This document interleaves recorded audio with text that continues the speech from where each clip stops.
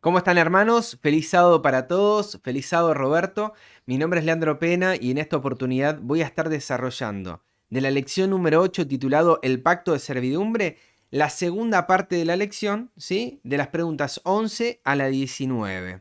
Y me gustaría destacar algunas cuestiones, algunos conceptos que plantea esta segunda parte de la lección para poder ir desarrollando qué es lo que presenta este folleto y darle a ustedes también algunas pistas, algunas pautas para poder compartirlo. El primero de ellos tiene que ver con el pacto de Dios. ¿Y qué es el pacto de Dios? Es lo que Dios promete hacer por el hombre y en el hombre. Sí, si le oye y le guarda su palabra. Esto lo podemos ver claramente en Éxodo 19, 5 al 6. Si oyen, si diereis oído a mi voz y guardareis mi pacto, recuerdan, la palabra ahí guardar tiene que ver con retener, con proteger ese pacto. Si lo oímos y lo retenemos en nuestro corazón, lo que viene a continuación es una promesa, ¿sí? Es decir, del 19.5 en adelante es una promesa, las palabras de Dios, de lo que iba a ocurrir en el hombre si le oían y guardaban su pacto. Por ejemplo, iban a ser su especial tesoro, iban a ser un reino de sacerdotes y de gente santa, no iba a ser un reino de guerreros. Dios quería que sean sacerdotes, que sean gente santa. Si leemos un poquito más y llegamos hasta el capítulo 20, nos encontramos con los 10 mandamientos. Y esos 10 mandamientos también son una promesa si lo leemos de acuerdo a Éxodo 19:5, que si diéremos oído a su voz y guardáramos su pacto, 1. No tendréis dioses ajenos. Es una promesa futuro. 2. No te harás imagen. Otra promesa futuro. 3. No tomarás el nombre de Dios en vano. 4. Acordarte has del día de reposo. Te vas a acordar.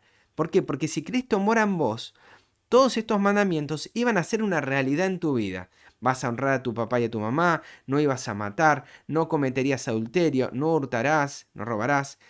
Noveno, no dirás falso testimonio. Y décimo, no codiciarás. No son un imperativo de lo que nosotros debemos hacer, sino de lo que va a ocurrir, una promesa, si oímos la voz de Dios y guardamos su pacto.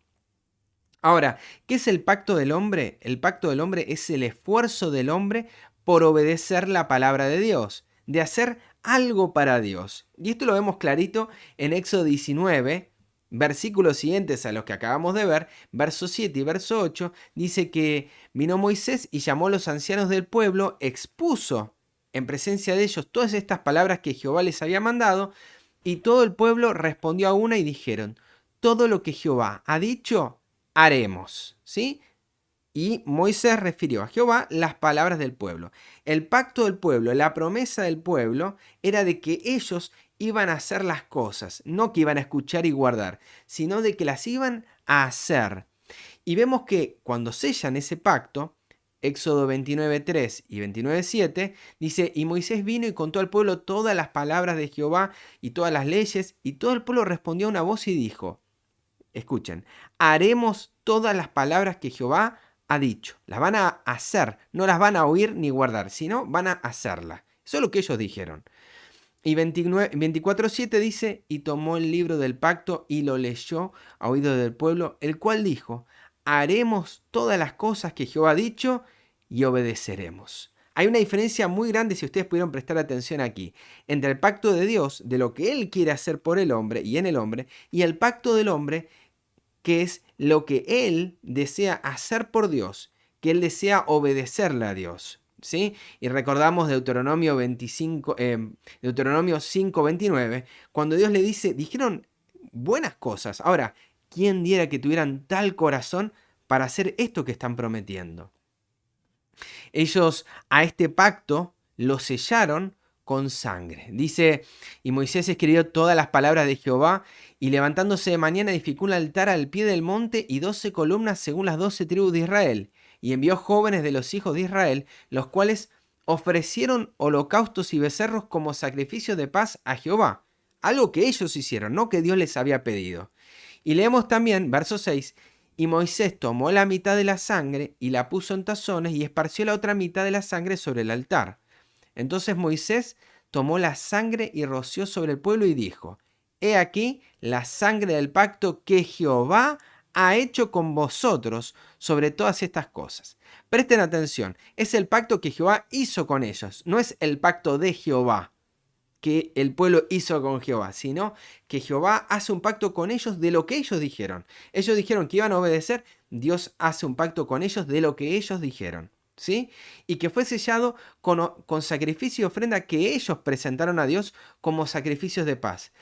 Pero muy distintos son los sacrificios que Dios quiere. Por ejemplo, Salmo 51:17 dice, los sacrificios de Dios son el espíritu quebrantado, al corazón contrito y humillado no despreciarás tú, oh Dios. Este es el sacrificio de Dios, un espíritu quebrantado, un corazón contrito y humillado.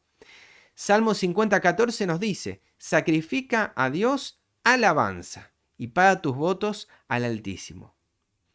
Y Oseas 6:6 dice, porque misericordia quiero y no sacrificio. Lo que quiere Dios es misericordia, no quiere sacrificios. Y conocimiento de Dios más que holocaustos. Este es el sacrificio de Dios. Y cuantos más nos acerquemos a conocerlo a Él, más nos vamos a dar cuenta de qué es lo que desea de nosotros, qué desea de nuestra vida, cómo desea que nos acerquemos a Él. Que nosotros podamos acercarnos con un espíritu quebrantado, buscando misericordia, dándole y tributándole alabanzas a Dios. Vemos que la historia del pueblo de Israel en Éxodo 32, después, algunos días después de que ellos dijeron íbamos a obedecer a Dios, nos encontramos con un pueblo desobedeciendo a Dios, tal cual como Jehová lo había dicho. ¿Quién diera que tuvieran tal corazón para hacerlo? Porque en nuestra naturaleza lo que se manifiesta es la desobediencia. Entonces vemos que las promesas del hombre no solamente tienden a buscar hacer algo por Dios, sino que también son inmediatamente defectuosas. Y esto lo vemos en el pasaje que aparece a continuación en el libro de Hebreos, ¿sí? El pacto del hombre es el esfuerzo por obedecer la palabra de Dios, de hacer algo por Él. Bueno, fíjense, en Hebreos 8, 6 al 7 nos dice, pero ahora tanto mejor ministerio es el suyo, es el de Cristo, cuanto es mediador de un mejor pacto, establecido sobre mejores promesas. Porque si aquel primero, el que acabamos de leer, ¿verdad?, hubiese sido sin defecto, ciertamente no se hubiera procurado el lugar para el segundo, ¿sí? Entonces vemos que hay un antiguo pacto y un nuevo pacto. Hay un antiguo pacto, o un primer pacto, o el pacto del hombre, ¿sí?, que se lo llama así, un peor pacto. Porque si uno es mejor, el otro es peor. Que está basado en peores promesas, porque el otro está basado en mejores. Es un primer pacto, por una cuestión cronológica, ¿sí? Vemos que la sangre con la que se firmó el pacto del hombre fue sacrificado primero al pacto de Dios, que fue sacrificado 1500 años, por lo menos 1500 años después de este primer pacto. Es un pacto con defecto, porque se necesitó un segundo. Y este pacto es lo que el hombre promete. ¿Y qué promete? Guardar los 10 mandamientos. Es una resistencia inicial a escuchar la voz de Dios. Es el endurecimiento del corazón, un corazón de piedra. Es el prometer para vivir. Es el hacer la obra de Dios para vivir. Es el establecer la justicia propia. Ahora, el pacto de Dios es mejor pacto, es mejor promesa, no tiene defecto, ¿sí? Se lo llama el segundo pacto. Y los 10 mandamientos, si lo leemos correctamente, son la promesa de Dios de lo que Dios hará en el hombre, ¿sí? Si damos oído a la voz de Dios y guardamos su palabra, Él lo va a hacer en nuestra vida. Y es eso, es oír su voz, es guardar su palabra. ¿Y qué pide? Un corazón receptivo, corazón de carne. Para eso debemos recibir la vida de Dios primero. Debemos recibir su temor, como dice Éxodo 20:20, para no pecar. Al recibir la vida de Dios, se guarda el pacto. Al guardar el pacto de Dios, la justicia de Dios se manifiesta en nuestra vida. Y me gustaría finalizar este tema hablando acerca de algunas ilustraciones que aparecen en la Escritura de esto que estuvimos viendo, este pacto de servidumbre, y cómo se pasa de ser esclavos a ser hijos de Dios. El primero de ellos me gusta citar Jeremías 31, 31 al 32, en el pasaje que acabamos de leer, pero ahora citado por Jeremías. Pablo cita a Jeremías. Dice, he aquí que vienen días, dice Jehová, en los cuales haré nuevo pacto con la casa de Israel y con la casa de Judá, no como el pacto que hice con sus padres el día que tomé su mano para sacarlos de la tierra de Egipto. ¿Por qué? Porque ellos invalidaron mi pacto, por eso Dios hace un pacto con ellos, pero ellos invalidaron su pacto, invalidaron lo que el hombre prometía hacer por Dios, ¿sí? Éxodo 32, adorando un becerro. Pero esta partecita no aparece en Hebreos y me parece muy interesante. Y a partir de acá vamos a ir desarrollando 2 pasajes más este concepto de esclavo a hijo. Dice, aunque fui yo un marido para ellos, dice Jehová. Él no dejó de tener una relación íntima para con nosotros, a pesar de haber sido desobedientes a lo que le propusimos a Dios. Dios no dejó de ser un marido para nosotros. Y esto es muy importante, porque acá nos saca un falso concepto que podemos tener acerca de Dios como nuestro Padre. Dios, independientemente de lo que hagamos, Dios es un marido para con nosotros. Dios es nuestro papá. Dice Oseas 2, 16 al 17, en aquel tiempo dice Jehová, me llamarás Ishi, que significa mi marido, y nunca más me llamarás Baalí, que significa mi señor, amo o dueño, ¿sí? También significa mi marido en algún sentido, pero como amo o como dueño, como señor. Porque quitaré, dice la promesa de Dios, de su boca los nombres de los Baales y nunca más se mencionarán sus nombres. Esta es una promesa que aparece en el libro de Oseas, una promesa de que íbamos a llamar a Dios de marido, íbamos a llamar a Dios en una relación de parentesco, una relación íntima con nuestro Padre, y que nunca más lo llamaríamos de Señor, de amo, de dueño, no porque no lo sea, sino porque Dios quiere establecerse con nosotros de una manera más íntima, más personal, porque quiere que dejemos de ser lo que nosotros entendemos que somos, ¿sí? ¿Qué relación tenemos con un señor, con un amo, con un dueño? Y una relación de servidumbre, una relación de amo-esclavo, de dueño, de señor-siervo. En cambio, ¿qué relación se puede tener con un marido? ¿Se puede tener una relación de esclavo con un marido? ¿Se puede tener una relación de siervo con un pariente? ¿Con tu papá? ¿Con tu esposo? Por eso, Gálatas 4, 3 al 7, nos plantea algo muy, pero muy importante que debemos conocer y con esto finalizamos. Y dice, así también nosotros, cuando éramos niños, estábamos en esclavitud bajo los rudimentos del mundo. Pablo emplea la figura del esclavo como nuestra condición de niñez espiritual. Cuando éramos niños, estábamos en esclavitud, ¿sí? Ingresamos a esta fe pensando de que Dios, ¿sí?, nos está obligando a hacer cosas. Es el jefe, es el dueño, es el amo y nosotros los esclavos que obedecemos.